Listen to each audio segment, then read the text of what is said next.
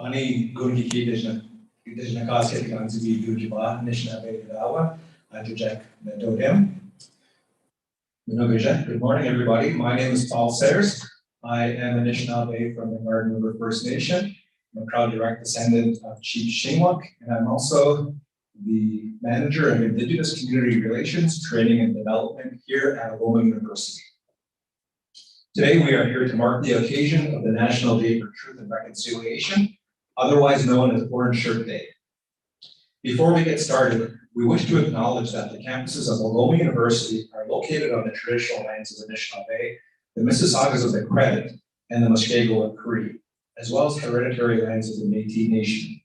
We also acknowledge that many of us are joining today's gathering from Robinson-Huron Treaty Territory, home of the Garden River and Batchewana First Nations, on sacred lands set aside for education as envisioned by Chief Shingwuk, for our children and for those yet unborn.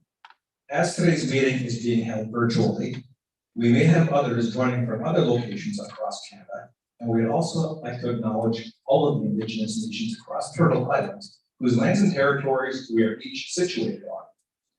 Today, September 30th, Canadians across our nation are recognizing Orange Shirt Day, a grassroots movement inspired by the story of residential school survivor Phyllis Webstad and Northern Segwem from the Setswecum-Excadam First Nation is now officially known as National Day for Truth and Reconciliation. This important initiative aims to spread awareness of the individual, family, and community intergenerational impacts of the Indian residential school system and reinforce the Every Child Matters movement. You can also find that on Twitter today at #EveryChildMatters. Algoma University has canceled all classes today to provide an opportunity for all members of our community to engage in learning, reflection, and action. Given the history of the Shingwuk site that serves as home to our Sault Ste. Marie campus, the Shingwuk Residential School Student Center, Anishinaabe Academic Resource Center, and the Shingwuk Anishinaabe Students Association are partnering to host today's events. Today's event will include virtual elements allowing members of the Algoma University community studying and working in Brampton and Timmins or anywhere in the world as an opportunity to participate and on Zoom and live stream on YouTube. We also want to acknowledge that Wichita Health Services support services will also be available on site at the Algoma University campus all day. As well, we would also like to acknowledge Terry Sheehan, Member of Parliament for Sault Ste. Marie, who is also joining us. Our first speaker is Jay Jones. Jay Jones is a first-generation survivor whose parents, Vernon and Susie Jones, were former children of the Shingwuk Residential School. He has 3 uncles that were also sent to the Shingwuk Indian Residential School. One died while at the school at the age of 15 and is buried at the Shingwuk Cemetery in what is now an unmarked grave. Jay is an intergenerational survivor. There are 4 generations on his father's side and 2 generations on his mother's side of the Indian Residential School survivors. He has been actively involved with the Children of Shingwuk Alumni Association for over 10 years. Jay is currently the president of the Children of Shingwuk Alumni Association, a proud member of the Wappo Island First Nation, and sits on the board of the Shingwuk Education Trust. Today, Jay will speak about mind, body, and spirit, exercising our gifts to help others and ourselves. Please welcome Jay Jones.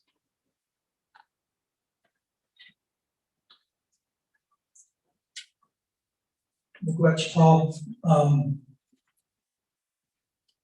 I want to thank everybody for being here today and joining me in on Zoom and virtually.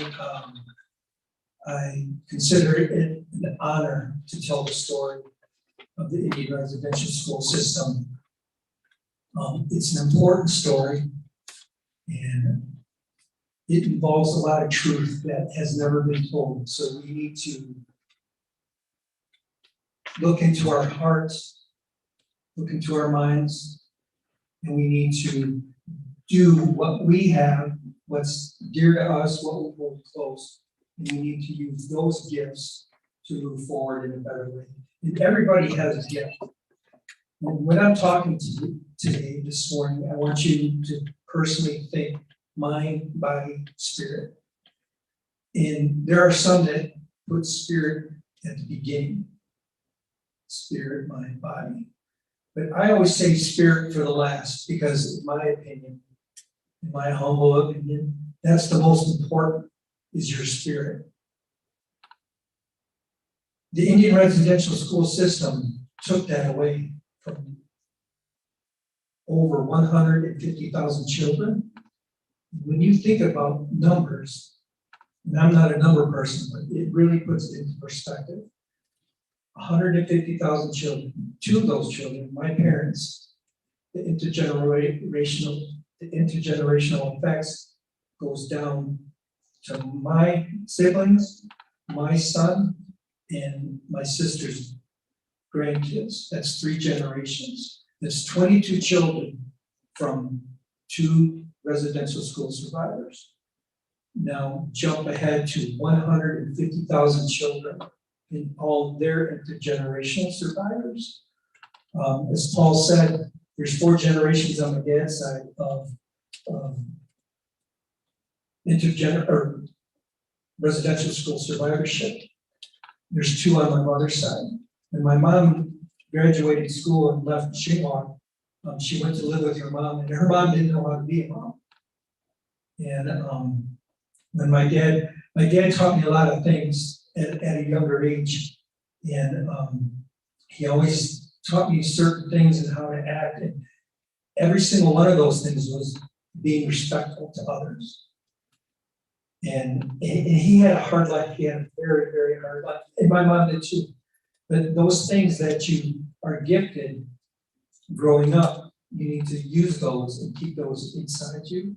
And then when you need them for others, then you pull them out and then you use them. But when we talk about the intergenerational effects and the residential school survivorship, we're talking about generation after generation after generation. There's mental abuse, physical abuse, spiritual abuse, sexual abuse, and the most important aspect, I believe, is lack of parental nurturing. Can you imagine generations of no parental nurturing? So all those things add up to major missing pieces of your life. No one's there to pick you up when you fell down and scraped your knee. No one's there to watch your soccer game or your hockey game. No one's there to encourage you to be the best person you can be. It was mostly negative for these children. Mind, body, spirit. It was all broken. For generations, it was broken. And when you stop to think about that and you put it into context, it's mind-boggling. But we all have a chance to change it. The change can be made. And this day, this new holiday, I still call it Orange Shirt Day, but this new holiday is a step in the right direction. It's when the country will stop and they will take recognition of the past, the truth of the Canadian history. And it happened in the States too. I'm originally from the States. But it happened in the States too, in over 150,000 children in the States. So you can say all of North America is affected by this system. But when you start thinking again of mind, body, spirit, and it being taken away from you, how do you regain that? I've met so many, I've been up here in Sault Ste. Marie for probably about almost 2 weeks now. And the amazing people that I have met in the last few days has just been phenomenal. And when you see these people, they're intergenerational survivors. They have those same effects that their mother and father or their grandma and grandpa had, or their aunts and uncles. They had those same effects. Those same things trickle down. And some of these people that I've met are on their healing journey. And when I say mind, body, spirit, these people were walking or they were cycling hundreds of kilometers. And when you think about that, you see what they're doing. They're exercising their body. They're actually exercising their body. And when you exercise your body, it doesn't hurt as much. You're less susceptible to getting colds, or you are less pain in your joints. So when you're exercising your body, you're in better health, therefore you're in better spirit. And then when your mind, I used to coach a lot. I coached soccer when my son was young. I helped coach Michigan Special Olympics in cycling and skiing. Anytime I wanted to coach and learn more, I would read up on it. I'm a designer by trade at General Motors. Your mind, every day it's something new with a design. You're learning something new every single day. So your mind is working. When I was coaching, I forced my mind to learn more. It became active. And when it becomes active, then you're more susceptible to learn. You get that little bug inside you where it's like, oh, what about that? I can learn that. Now it's as easy as pulling up your cell phone, hitting Google and entering a few words, and you can learn that way. So it's very, very easy to learn new things. It's very, very easy to expand on what you already know. And there might be something that's a passion to you personally. For me, it's cycling, so and skiing. So what I did was volunteer my time with Michigan Special Olympics. And to do that and experience that time with those athletes, they look at you like you're up here and they're down there. And you're not, you truly aren't. It's you're down here and they're up here. What they do for you is almost as much as what you do for them. And when you give back like that, there's a byproduct of feeling good. Someone goes, oh, doesn't that make you feel good? I'm going, no. I guess that's a byproduct. And that's not why I do it. But it does, it fills your heart. And when your heart is full, your mind, body, and spirit are on its way to healing.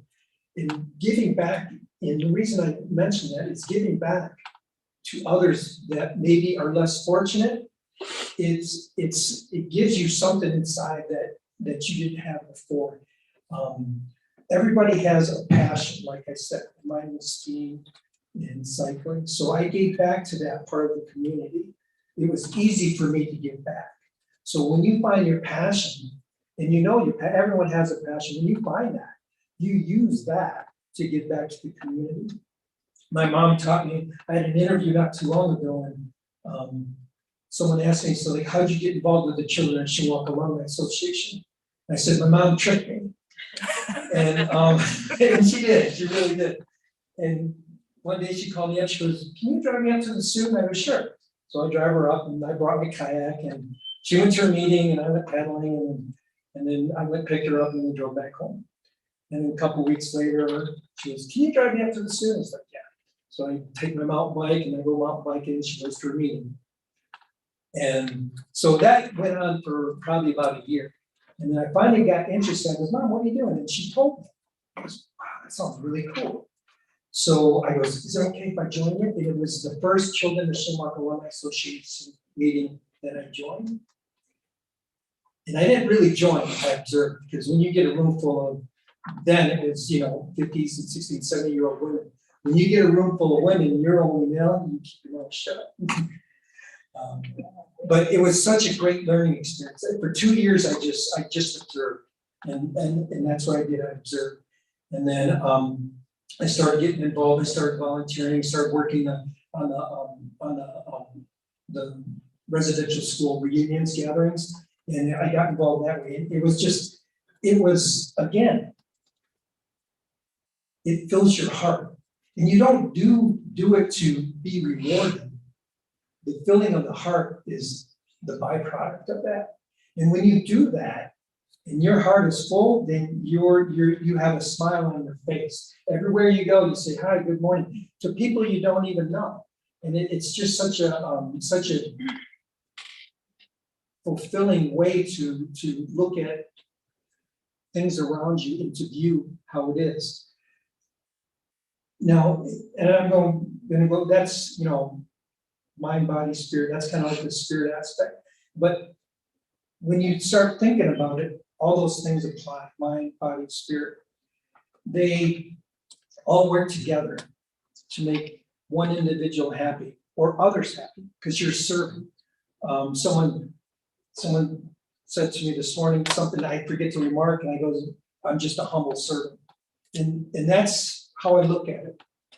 And when you have humility, which is one of the 7 grandfather teachings, you're able to do, I believe, more things in a good way. And when you do it in a good way, I think that's the important part. And people can see it. They can actually see it. They can detect it. So when you start thinking about moving forward, and right now your mind might be thinking, it's like, okay, what's my passion? How can I apply this to it? It's moving. The wheels are turning inside. And when you think about, all right, how do I find out about this? So I was, and it's weird. Sometimes it just happens, spiritually. I call it a divine intervention. When I was skiing, I was a professional ski instructor, and I wasn't happy doing it. I was teaching a lot of school students. They were disrespectful and stuff, and I wasn't totally happy. I wasn't getting a good vibe from it. So what I did was, I worked at GM, and I had this one job. In this area, we had multiple jobs. And this one job I had never done before. The whole time I was there, I never did it. And that day, he said, "Can you come down there and fill in?" I goes, "Yeah, sure." So I went down there, and about the 4th customer, this is back in the day where they wore ties every day to work. He had a nice tie tack on, Special Olympics. I goes, "Are you involved in Special Olympics?" He goes, "Yeah." I goes, "I just seen something on TV about that in skiing." I goes, "I want to get involved." He goes, "Today's your lucky day." He goes, "I work with Area 13 Special Olympics. And what we do is we create the forum and we have coaches clinics where we coach or we teach other people that want to be a Special Olympics coach. And we teach them how to ski." He goes, he goes, "This is happening for a reason." And it did. It actually did happen for a reason. So that started me on my Special Olympic journey. And I was able to get back instantly. Even before the snow hit the ground, I had the manual, and I'm looking at the manual that they had, and it was like 1 inch thick, and we got it down to 1/4 inch thick. And we started inventing new ways to be better instructors and stuff. And all of a sudden I realized, this is why I became a professional ski instructor. To give back to people that truly appreciated what you were doing for them. So when you find your niche, when you find your special calling, that's what you need to do, is apply it in that manner. And it's not always easy to find what it is. And that's why I told that story about that divine intervention, so to speak. It truly was. I mean, it was back in the day before Google, computers, and all that stuff. So it would be so hard to find out all the information I found out with one visit from that customer. And I just always think back. I love telling that story because it was just so remarkable.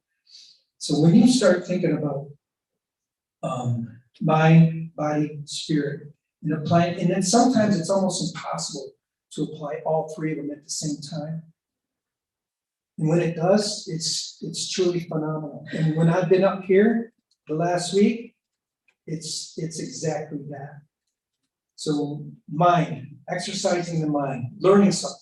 See, all these students here at Algoma, they're learning something. They're bettering their knowledge. The more knowledge you have, the more power you have. The more power you have, the more change you can make.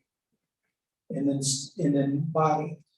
The more healthy you are, the more able you are to help others. And I think that's an important part, helping others. That's truly the embodiment of the mind, body, spirit, in my opinion. And spirit is important. The spirit part is probably the most important aspect. My mom was a Christian woman. She was an Indian residential school survivor.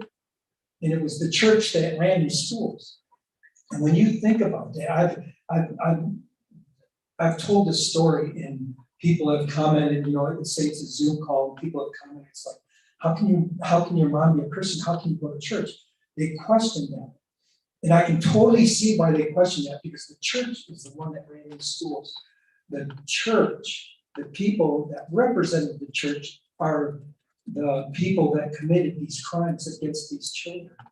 So I can totally see why they have a bad opinion of the church. But the church is something that is ran by man.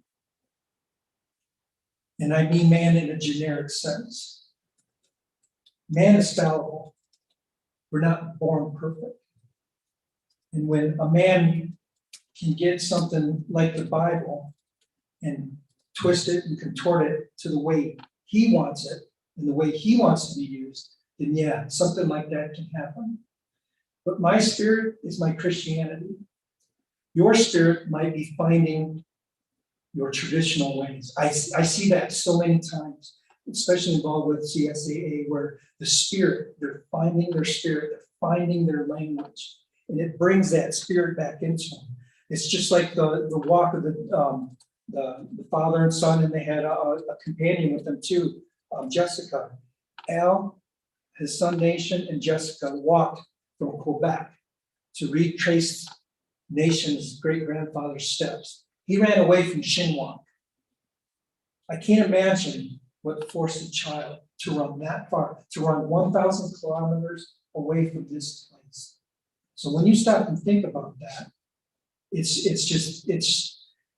I can't fathom that, what would drive a child to that. And they did make it. They made it back home. So Nation's great-grandfather did that. So Nation and his dad walked from their homeland to Shinwalk. They entered their walk here. That's their spiritual journey. That's part of their spiritual journey, their healing journey. And that is mind, body, spirit. They're raising their spirit to a level where it's rejuvenating them. So when you start talking about mind, body, spirit, and all the gifts that you have, and we all have gifts. We are all given gifts. Some may have 1, 2, 3, 4, 5, whatever it may be. You find that gift. And I encourage you, I challenge you to use that gift to further not only your healing journey, but others' healing journey. When you start giving back, it does more for yourself than you'll realize. And I believe that when you do that, you will know what I'm talking about. An important part of this to me is the truth and reconciliation is forgiveness. And we have to know the truth. We've been telling the truth. CSAA are the grassroots movement, I believe, of TRC. And they've been telling the truth for close to 40 years. They've been organized for over 30 years. And the CSAA elders have literally touched thousands of lives. My mom alone has touched thousands of lives. And when you stop and think about that, just telling her story is part of her healing, and it's part of her spirit. And then when she tells that story, she's touching all these lives throughout Canada, and she's been all over Canada telling that story. And when you think about how many lives she has touched and how many lives all these other elders have touched, and then she would always challenge the people that were there to tell the story to somebody else, to tell the story to the kid. I heard not too long ago, this one gentleman, it's probably 40 or so, he learned about this from his child. Can you imagine learning something this important from your child? And so when he heard about that, he did more research, and then he was gaining more knowledge. And therefore, he was able to, and I'm going to use this term loosely, he was able to reconcile some of his feelings and some of his thoughts and put it into context, so he was able to process this. He was able to know how to walk up to an Indigenous person and say, hey, I know your story. I know about your story. And it may sound corny, but it's just like, I'm sorry. I've heard so many apologies in the last few days from non-Indigenous people. And it's people that have come to, they may have grown up in the Sioux State Marine and they never knew about Shingwak Indian Residential School, this big building it's almost in the middle of nowhere. They didn't know about it. And so when they find out about it, they want to know more. And when they know more about it, they start feeling bad. The guilt comes upon them. And then they're able to ask for forgiveness. They're asking forgiveness for themselves. They feel responsible. When a non-Indigenous person comes up to you and says they're sorry, take it. And then sit down with them and talk. Talk with them. Tell them their story. Tell them your experience. And then they can share their experience. And once you do that, it's just like Al Harrington, the walker with his Sun Nation. They gifted Oslo a 2-row wampum flag. And when he pulled it out, his son Nation was carrying it in his knapsack like that, and just pulled it out like that. And as soon as he was open, he's starting to talk, and he opens it up, and it's not even opened up all the way. And I go, 2-row wampum. That's what he's going to talk about. And he told the story of 2-row wampum. And that's what this is. That's when a non-Indigenous person comes up to you, that's what they're doing. It's the 2-row wampum. They want to sit down. They want to know more. They want to learn more. They want to make their spirit right because they're feeling guilt. And it's our duty to help educate them. We have a story to tell, and we don't want to keep that story inside. We want to tell them. And not only are you helping them, you're helping yourself. And when you help yourself, you become a better person. It gets easier and easier. I remember when I started doing this with my mom, and she goes, "Would you want to speak?" I'm like, "I don't know." But when I started thinking about it, she's like, "Well, I'm an intergenerational survivor. I suffer some of the same things that she did, not firsthand, but it's the intergenerational effects that have happened to me and to my siblings and to my son and to my grandnieces and nephews." It's those things that we need to talk about. It's those things that will help our spirit grow and it'll help our spirit out. And when our spirit comes out in a good way, then we're helping everyone else around us. I just am so amazed at the opportunity that I have here. I'm a designer at General Motors. That job, I've always considered it fortunate. I've always used that word fortunate, but I was talking to a little boy, he's probably about 8 or 9, and his grandmother was on one side of me and he was on the other, and he was asking a ton of questions. And I said, paddling. He goes, like a canoe? I goes, no, I have kayaks. He goes, well, how many kayaks do you have? And I goes, well, I'm a spoiled brat, so I have 4 kayaks. And the grandmother corrected me right away. She goes, you're not spoiled. She goes, you're fortunate. I goes, you're right. So I've been very fortunate, but I've worked very hard too. I've been very fortunate to have a job that I don't call a job. I have a job that with GM that has provided me much satisfaction. And as I alluded earlier, I'm always learning on that job. And I think that's the important aspect of the work I do for GM. And I'm learning something new every single day. So I'm not getting bored reading numbers on a keyboard, but I'm not doing the same thing day in, day out. I'm learning something new almost every single day. But I'm fortunate to have that. And when I started to think about it, it's like, how could this be topped? I get paid a very good wage to do something I thoroughly enjoy. But then I came up here. And up here blows everything away. And the reason it does is because when you stop and think of all the children that walked up those steps and walked through those doors, and once they walked through those doors, their life changed forever. Today, we are recognizing that. We are recognizing that we, each individual that's watching here today, that's in this room, can make a difference. We can exercise our gifts. When we exercise our gifts, it's an outward spirit, mind, body, spirit. It's that spirit that's going out and touching others. The mind and body are almost going along for the ride. But when your spirit is active, and I've seen a lot of broken people too, which is a sad, sad thing, but their spirit is starting to be active. You can see them smile more. Maybe they have addictions. Maybe they can't hold a job. There's so many things that come along with this. But when their spirit starts activating, when they find that spirit that's been missing inside their heart and inside their whole being, when they find that, it changes their life. It's life changing.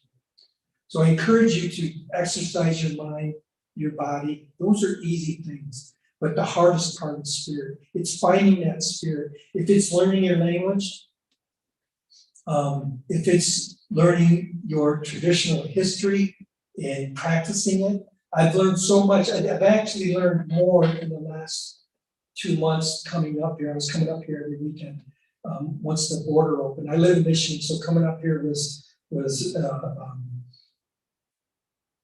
an honor actually. But I was able to cross the border, and then I was able to join some ceremonies. And then the last 2 weeks being here, it's just been phenomenal, the things that I've learned. And my mom would be the first person to say I was truly assimilated. So we didn't learn our traditional things. We didn't learn any traditional medicines. We didn't learn any traditional practices. But my mom raised us in the church, and that's where I get my spirit from. But learning these traditional things, I was walking from my room to the fire arbor this morning, and I heard the drum. I got pretty close, and I heard the drum and singing. And I'm going, this is part of my life that's been missing my whole life. And it's not that it's the forefront, but once I heard that drum, it came inside me, and it made a difference. And yesterday, I was honored to be with these people that were walking, and they had some people supporting them. And we went to the Shingwalk Cemetery, and one of the women there's three, they brought their drums, and one of them she went to the back of the cemetery. And I asked her when she was gonna sing, I goes, did you wanna sing inside the Reclaiming Shingwalk Hall exhibit? She goes, no. And the way she said no, it's like, she's waiting for the moment when she will be asked by the Creator to sing the song, or when she's compelled, I don't know. But she started singing her song in the cemetery. I love old-fashioned church hymns. And I hate to sound like I'm preaching, but that's what, I just love those because they say so much. But the song she sang was just as powerful as any church hymn that I've ever heard. I can hear it right now. I can hear her sing. I can hear her drum. And the song, I don't know what, it was in her native language. I don't know what the words were, but they resounded within me. They filled my spirit. When I walked out of that cemetery, we spent quite a bit of time. We're probably there an hour. When we walked out, I was much stronger. Every time I come here to Shingwalk, it doesn't matter. And I will visit the cemetery every day. My mom's brother's buried there. I don't know exactly where. I have a good idea where, but I visit there every time I come here. And you might think it's a sad thing, but there's children's spirits there. Children's spirits who never made it home. And when I go there to talk to Leo, my uncle.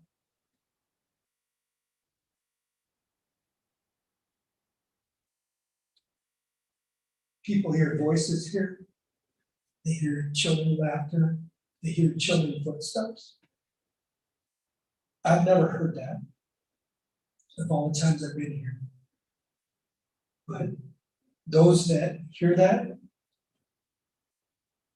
it fills their spirit. Someone said something not too long ago, just in the past 2 weeks.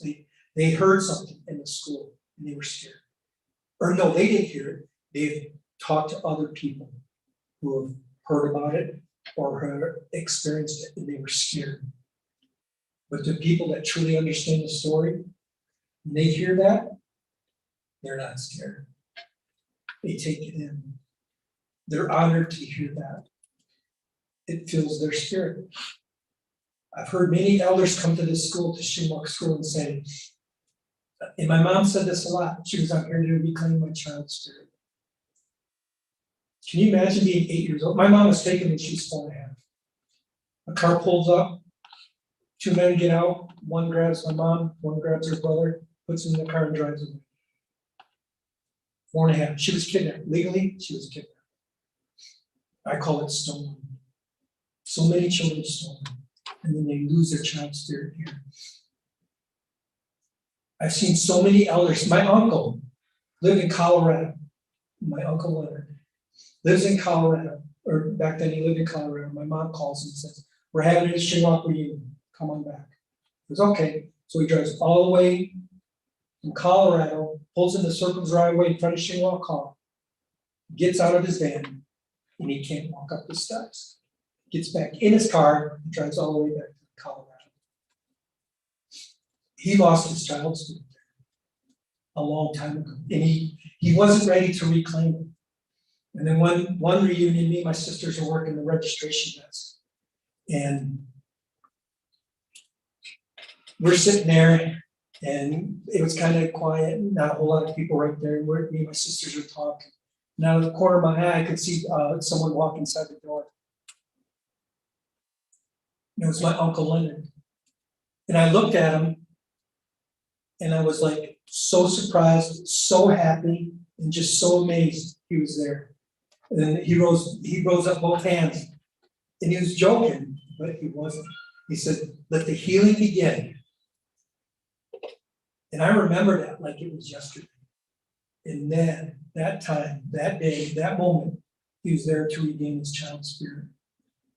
From that point forward, you could see a difference in him. You could see that he was healing. You could see that he's accepted what has happened. Not accepted, maybe that's a bad word, but he's recognized it. And he's come to terms with it. He was able to walk up those steps and do that. Shirley Roach, a dear friend, just passed away not too long ago. And 2 weeks before she passed away, I called her.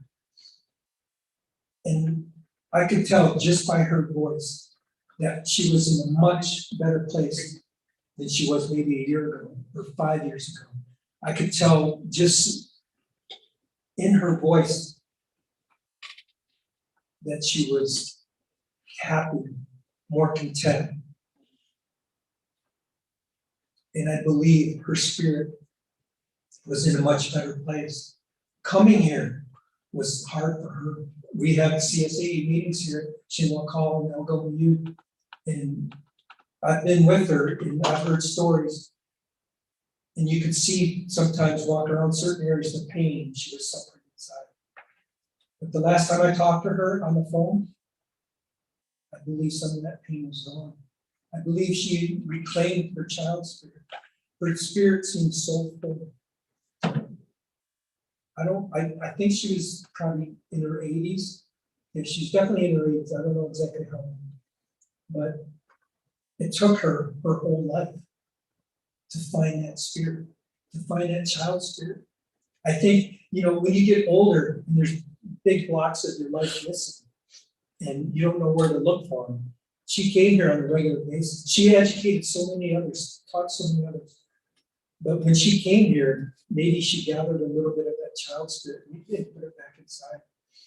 But the last time I talked to her, I'll never forget it. And her spirit was so full. And I believe she knew her work was almost done. She knew that. She truly knew that. And I believe she we say the spirit world. I believe she went there in such a good way with a full spirit. Her spirit was full. It seemed that way to me.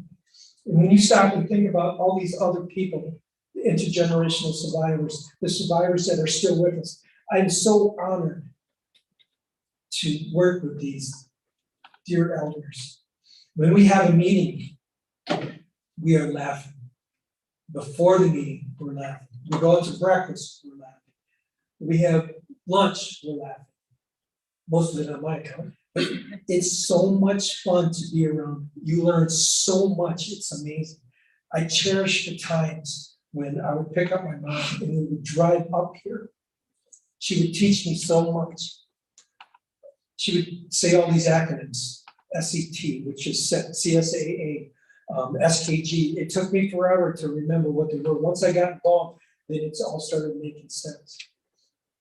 But all these talks, all these things that her and I discussed for hours. The drive was 6 hours long, one way and 6 hours back.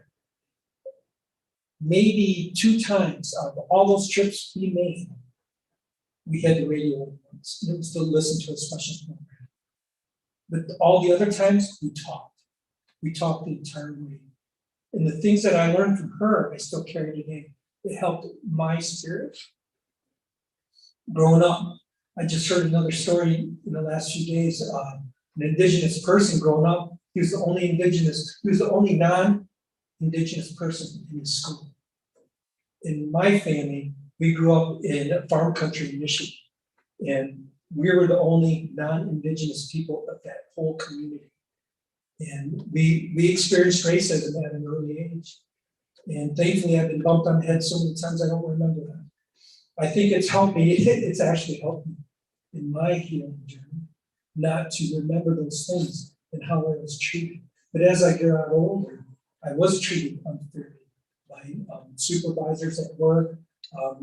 Say a woman I dated, their parents found out I was Indian, they didn't allow it.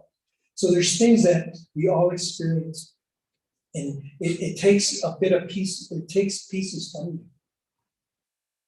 And when you stop and think about regaining them, maybe you don't even consciously stop and think about regaining them.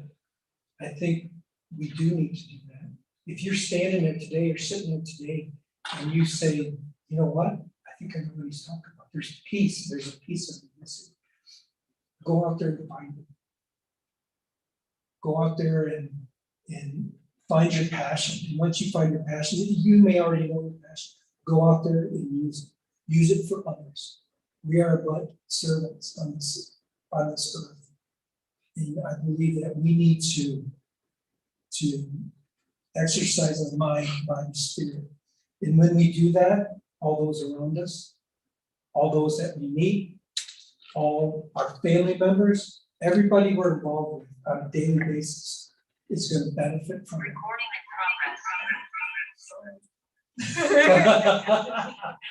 Of all the people. So I encourage you, I truly encourage you, find that elder. Everyone knows an elder. Everyone knows their grandmother, grandpa, their mother and their father. I mean, I learned, my mom is an elder. You know, one day she threw me a sweatshirt and she goes, out of all my children, she goes, I believe you're the one that can wear this. And I opened it up and it said future elder. And I'm like, wow, am I capable? She's seeing something in me that it was an honor to receive that sweatshirt. I hope all of you get that sweatshirt. I hope all of you find that niche where you're able to give back. And once you give back, you're teaching others to give back. You can make that difference. We have this day today set aside to do just that, to start our healing process, to recognize the truth of this nation. And you can start today to make a difference. So, Shirley Roach, thanks for joining in. Appreciate you all coming. Thank you.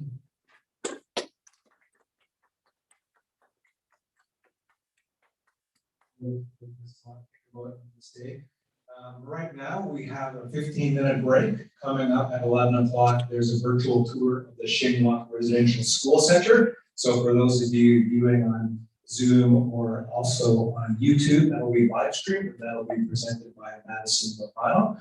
For the rest of us, there are a few other activities. So come back at 15 minutes.